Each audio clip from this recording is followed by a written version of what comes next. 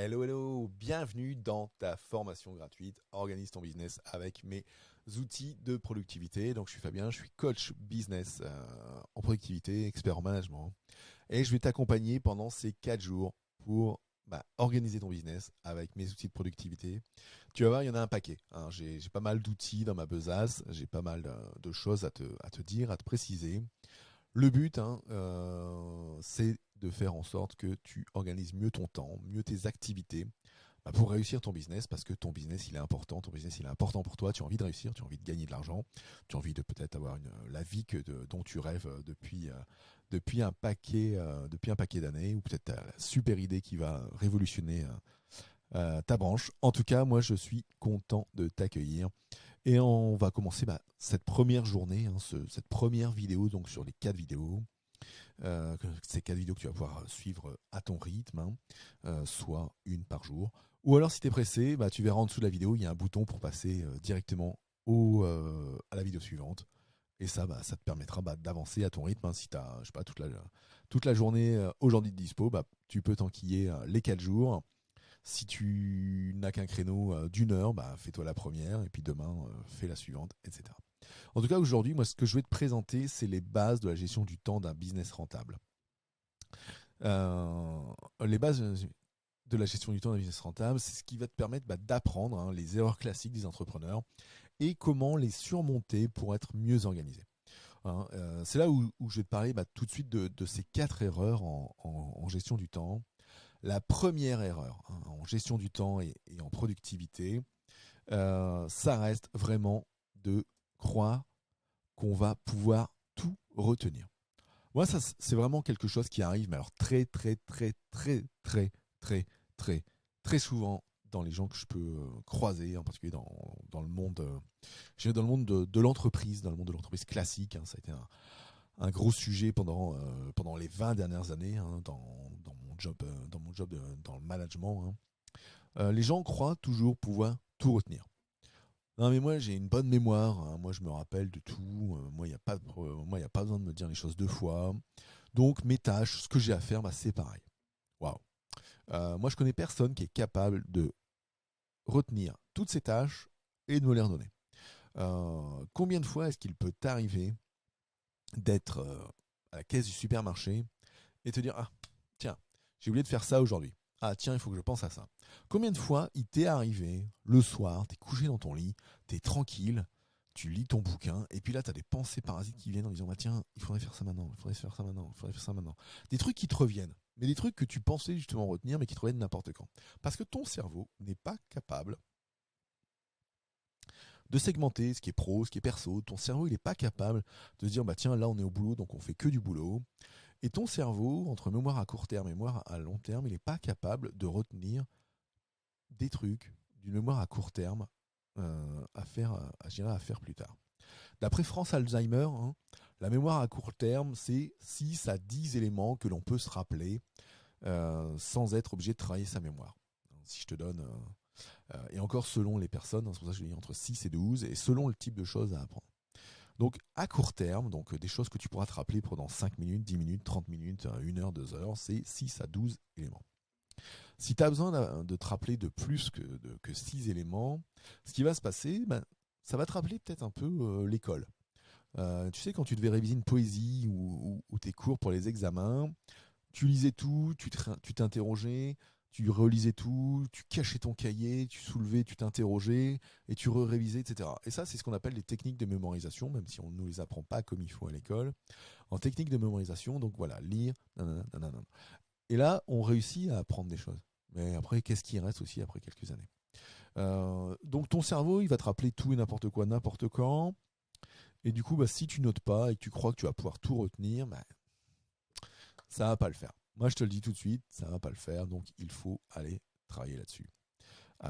Et on le verra dans les jours 2, 3 et 4, comment passer à ça. Ensuite, la deuxième erreur en gestion du temps, ne pas choisir de combat. Ne pas choisir de combat, ça va être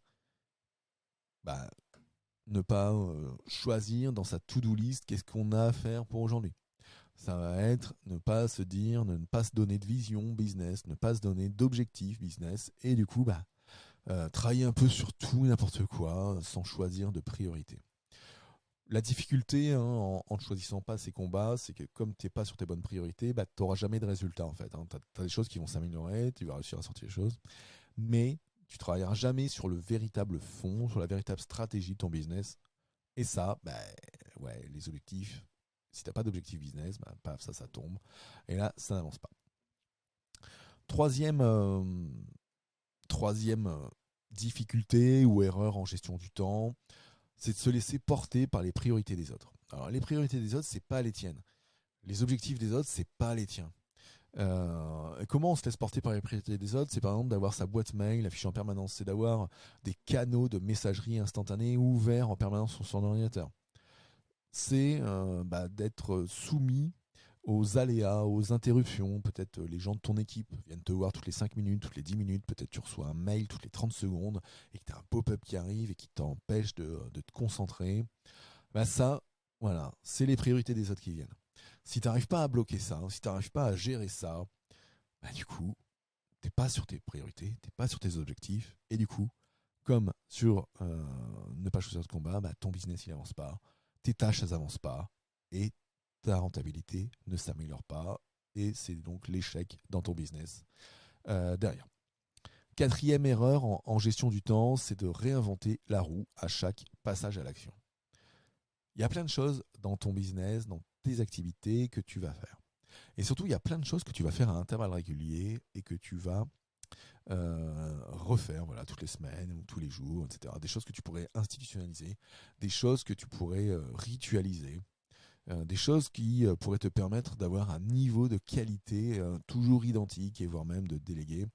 Et donc on verra que il ne faut pas réinventer la roue parce que sinon ça bouffe de l'espace mental, ça bouffe de l'énergie et du coup pareil, on n'est pas productif parce qu'on met toujours plus de temps en se demandant tiens, quand je dois enregistrer un épisode de podcast, qu'est-ce qu'il faut faire? Ah oui, il faut faire ça, il faut faire ça, il faut faire ça, ouais ok j'y vais. Ah zut, j'ai oublié ça.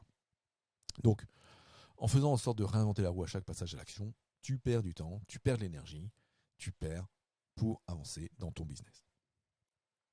Donc ce qui est important, c'est de savoir où on veut aller. Où est-ce que tu veux aller? Parce que être plus productif ou gagner du temps, ça cache bien souvent un but plus profond. Ce but, c'est ce que tu dois trouver. C'est ce que tu dois essayer de chercher pour prioriser tes bonnes actions. Alors, pour ça, c'est simple, pour trouver là où tu veux aller, cette vision d'entreprise, cette vision, ces objectifs. Commence d'abord par répondre à cette question. Pourquoi veux-tu être plus productif? Tu peux même mettre en pause maintenant cette vidéo et prendre 5 minutes en te disant mais pourquoi est-ce que moi je veux être plus productif? À quoi ça va me servir d'être plus productif? Pourquoi est-ce que j'ai des difficultés dans ma gestion du temps qui nécessitent que je doive être plus productif? Le retour d'une majorité de mes coachings, quand on pose déjà cette première question, on va me dire ouais, je veux être plus productif pour gagner du temps, je veux être plus productif pour gagner de l'argent. Bon, ça, c'est des réponses de façade. Et ça cache bien souvent des buts plus profonds. Ça cache une envie plus profonde qui rejoint le pourquoi tu crées son business, bien souvent. Donc pour ça, ce qui est important, c'est d'approfondir. On va approfondir avec une deuxième série de questions, avec un exercice, l'exercice des 5 pourquoi, qui a été développé par Taishi Ono chez Toyota. Donc on va prendre cette question d'organisation, de productivité automobile pour aller se poser 5 fois de suite la question pourquoi. Donc tu prends ta première réponse. Pourquoi tu veux être productif? Pour gagner de l'argent. Oui, mais pourquoi tu veux gagner de l'argent? Pour ceci, cela. Et donc voilà. Donc tu te poses 5 fois de suite en reprenant ta première réponse. Sincèrement, voilà. Au moins 5 fois la question pourquoi. Alors tu t'arrêtes pas avant, sauf si vraiment t'es bloqué, mais si tu t'arrêtes à 1 ou à 2, tu resteras vraiment sur, comme je disais avant, sur une réponse de façade. Donc tu continues. Tu fais vraiment 4 à 5 fois, c'est le minimum, c'est le mini-maxi, c'est la bonne moyenne de se poser ça 5 fois.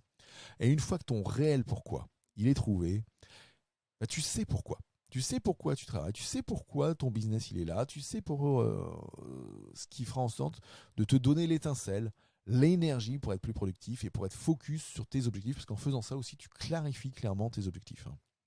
Donc l'utilité de cette méthode, c'est de trouver la cause racine d'un problème ou d'une question. Et ça va te permettre de définir tes objectifs. Parce que maintenant que tu as ton pourquoi, tu vas pouvoir créer tes objectifs business, tes objectifs perso, tes objectifs pro, selon si tu as un job, un side job, selon si tu as peut-être plusieurs entreprises. Voilà. Donc, ce qui est important, c'est ton pourquoi, et on creuse ensuite. Donc ouais, une fois que tu as ce pourquoi, tu vas le décliner dans tes objectifs pour avancer vers ce pourquoi, pour faire en sorte d'être épanoui vers ce pourquoi.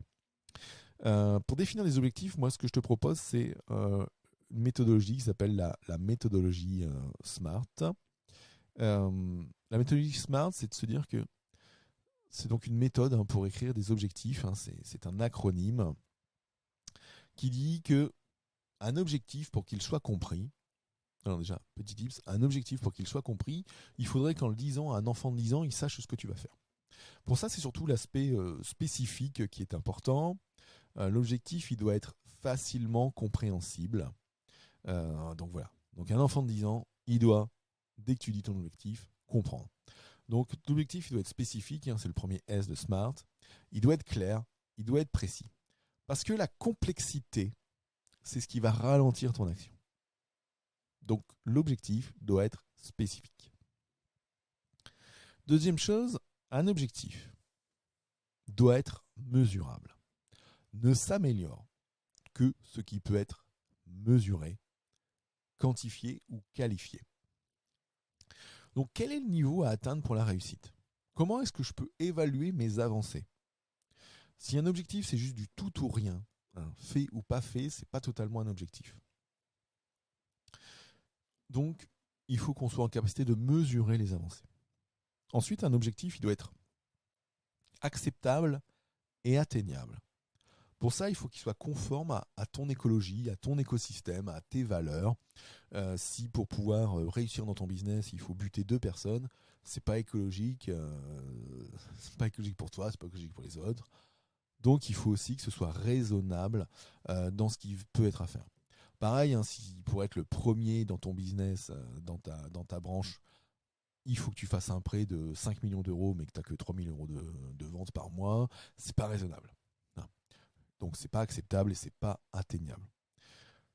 Ce qui fera en sorte que ce soit acceptable et atteignable, c'est ce qui donnera l'adhésion et l'envie d'aller vers cet objectif.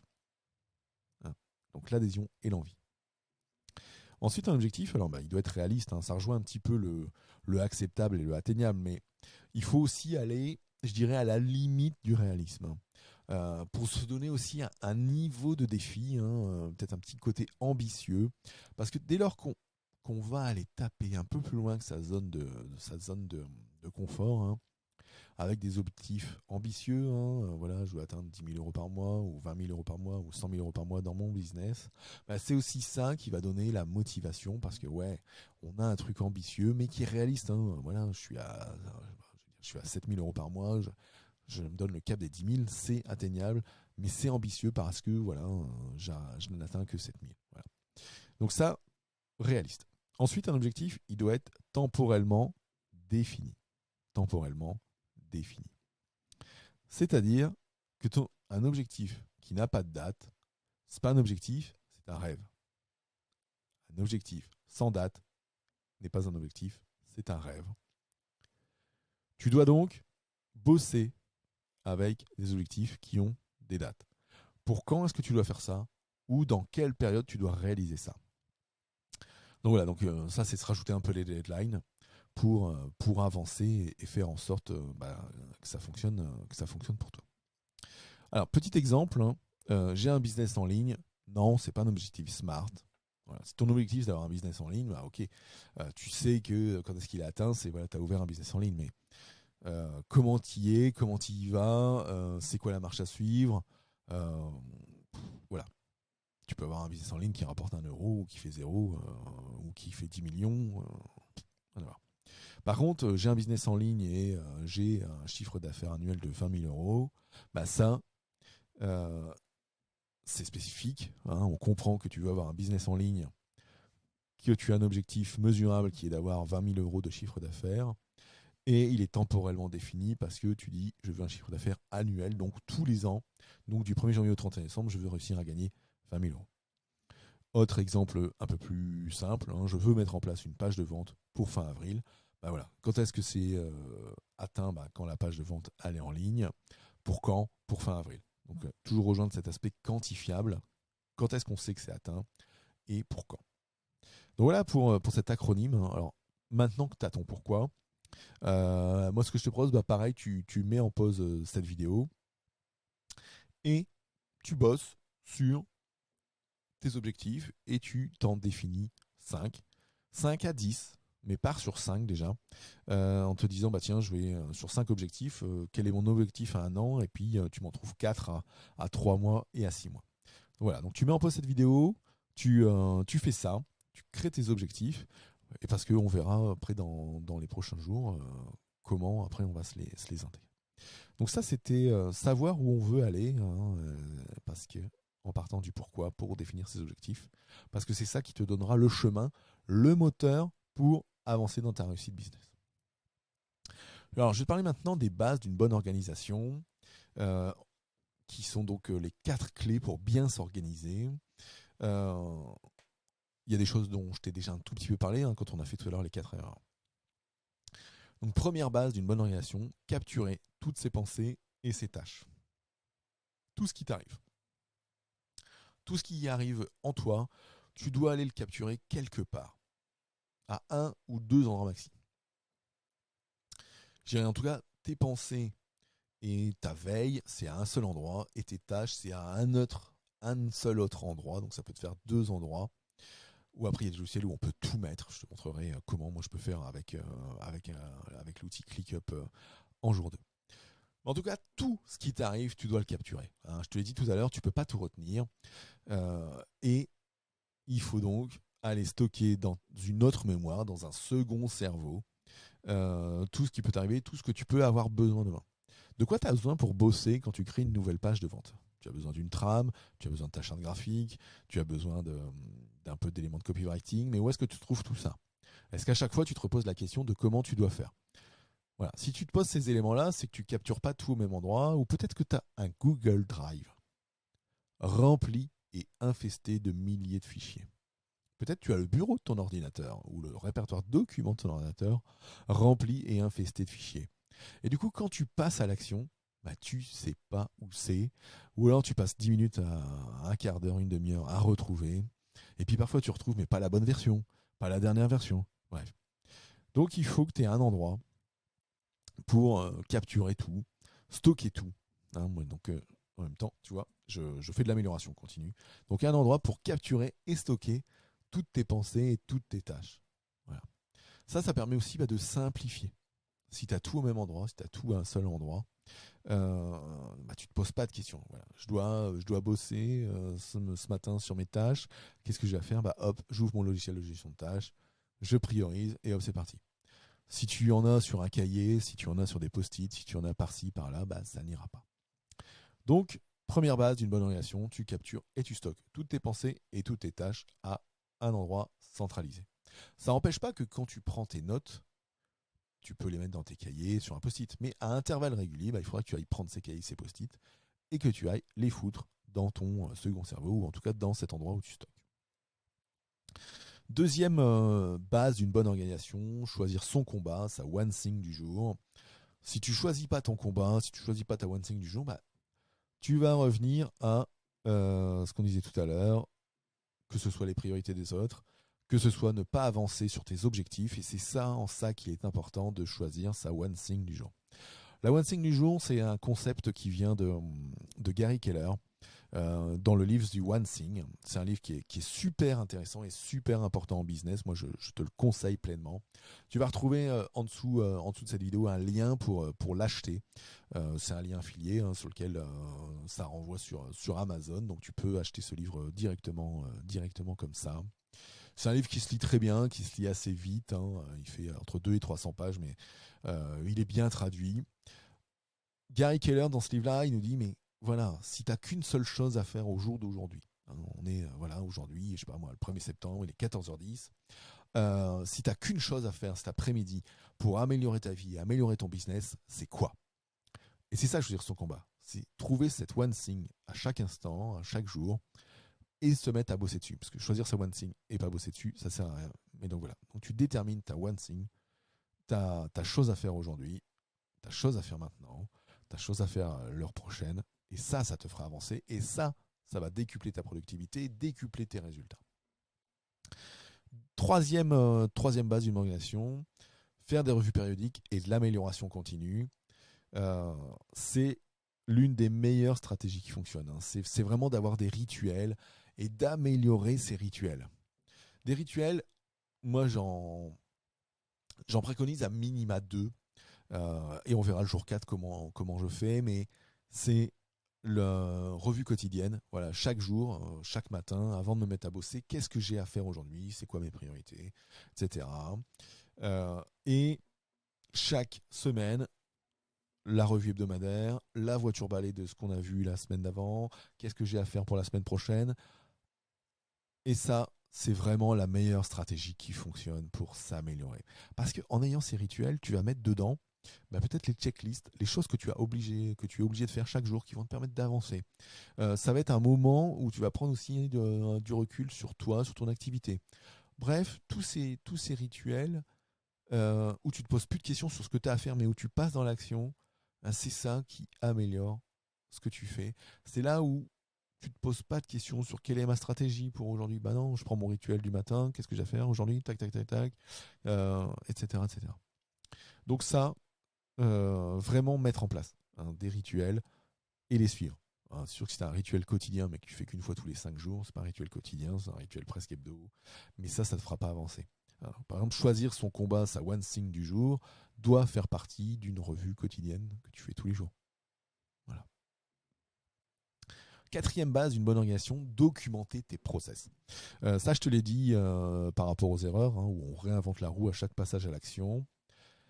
Si à chaque fois que tu passes à l'action, tu te dis mais comment il fallait faire, et qu'est-ce qu'il me faut comme matos, et qu'est-ce qu'il me faut comme checklist, comme cela, quelles sont mes différentes étapes, tu perds du temps.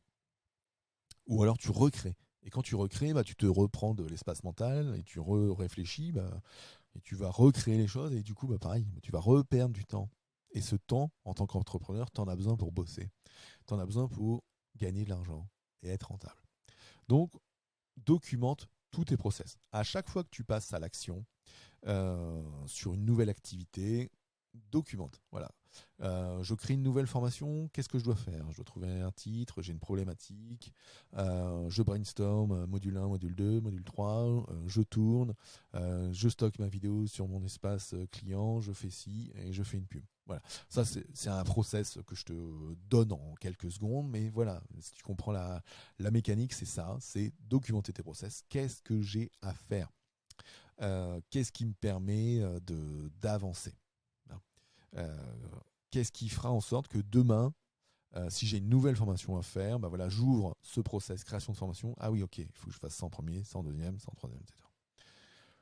En faisant ça, tu ne te poses pas de questions sur les différentes étapes, tu passes à l'action tout de suite, parce que quand tu ne te poses pas la question, quand tu ne te demandes pas qu'est-ce que j'ai à faire, tu passes à l'action. Et que pourrais-je dire d'autre? Oui. Et quand tu auras besoin de déléguer, quand tu auras besoin, pour te libérer du temps, de prendre un freelance ou d'embaucher dans ton entreprise, voilà, si je prends une nouvelle personne, un nouveau formateur, et je lui dis tiens, crée-moi telle formation, hop, il va ouvrir le process, il va suivre les étapes. Si j'ai un process pour créer une page de vente et la mettre en ligne, c'est quoi les étapes? Et la personne qui est là, elle prend, elle suit, et du coup, elle fait comme toi, tu ressens, comme toi, tu sens, comme toi, tu as créé tes process. Du coup, ce qu'elle fera sera du niveau de qualité que toi, tu attends. Et ça, c'est primordial, parce que du coup, tu ne seras pas énervé quand on te rend un truc qui ressemble à rien. Tu seras super opérationnel, ce sera le niveau de qualité. Et du coup, tu gagnes du temps, parce que si dès la première fois, ça respecte ce que tu avais besoin et envie, top. Donc documenter tes process, à chaque fois que tu crées quelque chose et que tu dis c'est une activité qui reviendra à ta valeur régulier, payer ma TVA, créer une page de vente, créer une formation, etc. Fais ça. Moi par exemple pour mon process, j'ai plein de process. Créer une vidéo YouTube, c'est quoi? Créer un épisode de podcast, c'est quoi? Créer un shorts pour YouTube, c'est quoi? un article de blog, faire ma compta, faire une déclaration de TVA, etc. etc.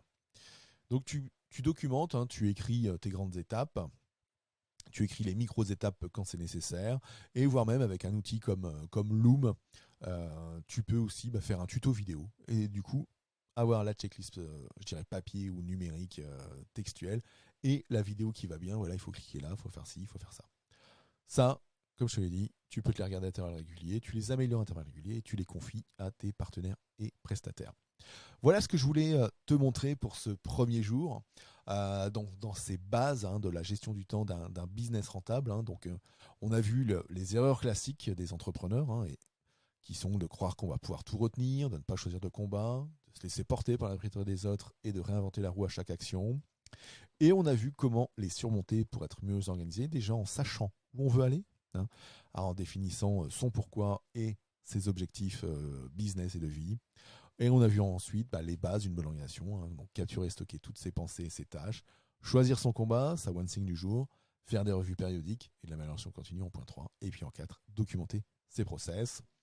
Euh, je t'ai proposé cette ressource, hein, d'aller acheter et lire ce livre, The One Thing de Gary Keller, que je te conseille. Donc tu as le bouton en dessous de cette vidéo. Et puis, dans ton passage à l'action pour aujourd'hui, dans ce que tu peux faire, hein, on l'a vu, l'exercice des 5 pourquoi, et puis la création de 5 objectifs, un objectif à 1 an, et puis un ou deux objectifs à 6 mois, et le reste des objectifs à 3 mois pour définir tes priorités, parce que c'est ce qu'on va aller ensuite nourrir dans les prochains jours, dans ton organisation, dans ton système d'organisation, pour avoir un business organisé avec mes outils de productivité. Je te souhaite une bonne journée et je te dis soit à tout de suite, soit à demain pour la deuxième vidéo.